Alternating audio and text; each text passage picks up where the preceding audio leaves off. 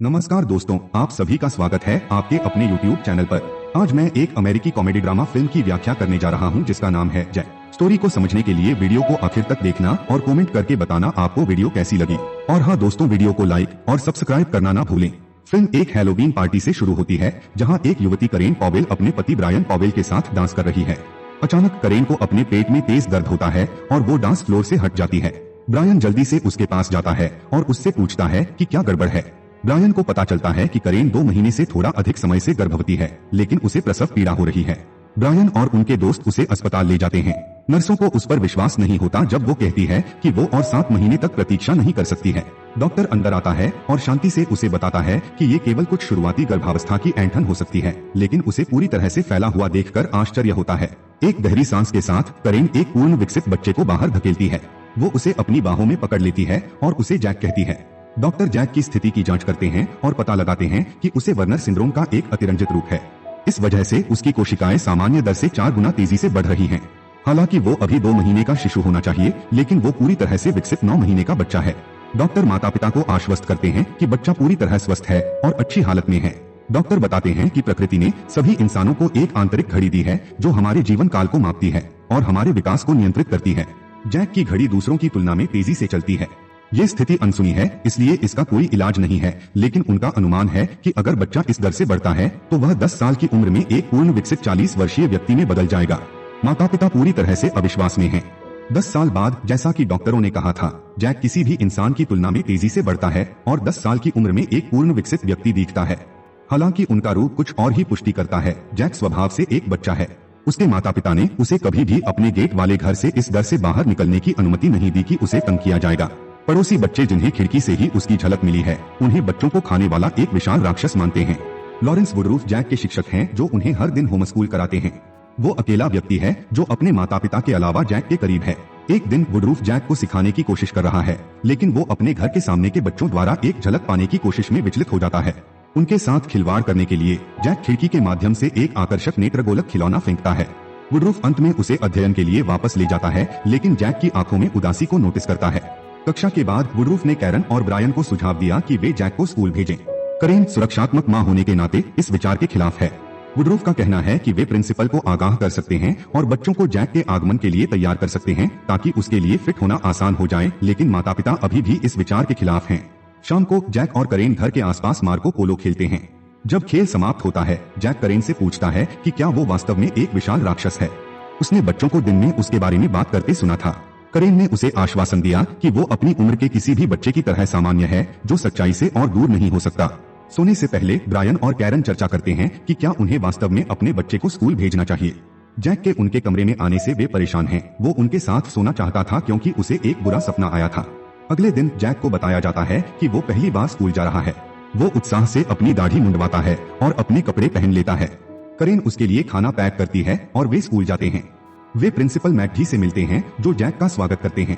माता पिता उसके अच्छे भाग्य की कामना करते हैं। जाने से पहले करेन उससे कहती है कि अगर उसे धमकाया जाता है तो उसे कभी भी फोन करें। प्रिंसिपल तब जैक को अपनी शिक्षिका मिस मार्केज से मिलवाती हैं। जैक शर्म से कक्षा में प्रवेश करता है और अपने सहपाठियों के सामने खड़ा हो जाता है। कल जिन बच्चों का उनके द्वारा पीछा किया गया था वे भी उसी कक्षा में हैं। मिस मार्केज ने उसे बच्चों से मिलवाया और उसे बैठने के लिए कहा। जैक फिर अपनी सीट पर बैठता है जो उसके लिए बहुत छोटी है। फिट होने की कोशिश करते हुए वो गिर जाता है, जिससे पूरी कक्षा हंसती है। यहाँ तक कि जब उसे एक बड़ी सीट दी जाती है तो वो उसे तोड़ देता है और बच्चे और भी जोर से हंसते हैं। अवकाश के समय वो खेल के मैदान में अकेला रहता है। बच्चे उसे देखते हैं और एक दूसरे से उसके विवादास्पद आकार के बारे में कानाफूसी करते हैं। बच्चों का समूह जिसे उसने पिछले दिन पीछा किया था उसे डर के मारे देखता है। समूह का लीडर लुई अपने बैग से राक्षस की आंख निकालता है और जैक को दिखाता है, लेकिन जल्दी से उसे वापस अंदर रखता है। तभी एक प्रतिद्वंद्वी समूह उन्हें बास्केटबॉल मैच के लिए चुनौती देता है। जैसे ही जैक उन्हें खेलते हुए देखता है, 2 छोटी लड़कियां उसे छड़ी से मारती हैं और उससे पूछती हैं कि उसकी उम्र कितनी है। वे उसकी घटती बालों की रेखा और उसकी बालों वाली बाहों का मजाक उड़ाते हैं। लड़कियों के जाने के बाद बास्केटबॉल उसके पास आ जाता है। वो इसे वापस फेंकने के लिए उठाता है, लेकिन प्रतिद्वंद्वी बच्चों का कहना है कि वे गेंद को छूना नहीं चाहते हैं क्योंकि जैक ने इसे छुआ है। शायद गेंद अब दूषित हो गई है। लुइस और उनके समूह को स्पष्ट रूप से उनके लिए बुरा लगता है। जब वह घर लौटता है तो जैक नाराज हो जाता है और कैरन द्वारा पकाया गया अपना पसंदीदा खाना नहीं खाता। ब्रायन उसे उस दिन के बारे में बताता है जब उसने पहली बार साइकिल की सवारी की थी और बताता है कि उसके बाद से उसमें कितना सुधार हुआ है। उदाहरण का उपयोग करते हुए वह जैक को समझाता है कि स्कूल के बच्चे बाद में उसके दोस्त बन जाएंगे। अगले दिन दोपहर के भोजन के दौरान जैक खाने के लिए एक सुरंग में चला जाता है क्योंकि उसके पास खाने के लिए कुछ नहीं होता है। मिस मार्केस को बच्चे के लिए बुरा लगता है और वह उसके साथ खाती है। लुई और उसके दोस्तों को फिर से एक बास्केटबॉल मैच के लिए चुनौती दी जाती है। उनके पास टीम के साथी कम हैं। लुई जैक को उनके साथ खेलने के लिए बुलाता है।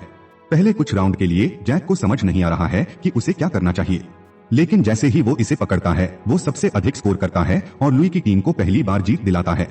उसके बाद वे मिस मार्केस की कक्षा में हैं, जहां वो उनसे एक निबंध लिखने के लिए कहती हैं कि वे भविष्य में क्या बनना चाहते हैं। जैक की खासियतों की वजह से वो उस पर ज्यादा ध्यान देती है।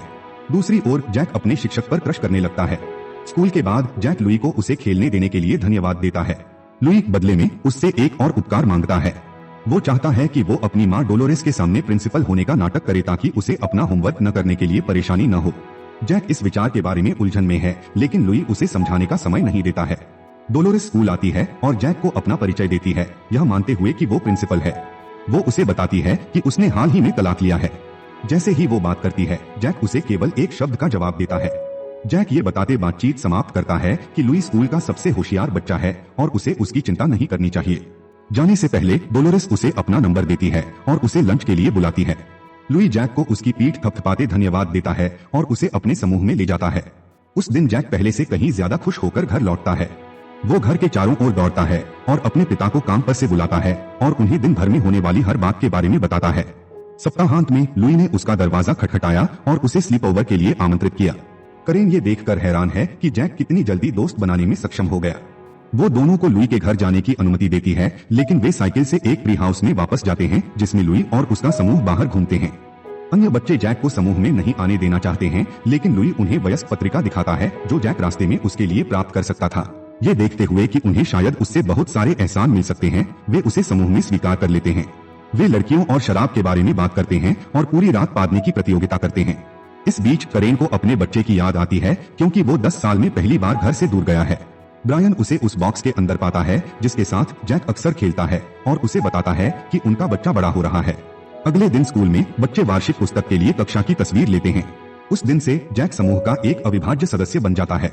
वे लगभग हर दिन ट्री हाउस में घूमते हैं, हैलोवीन पर चाल चलते हैं या इलाज करते हैं और जैक अपने दोस्तों के लिए अधिक वयस्क पत्रिकाएं खरीदता है।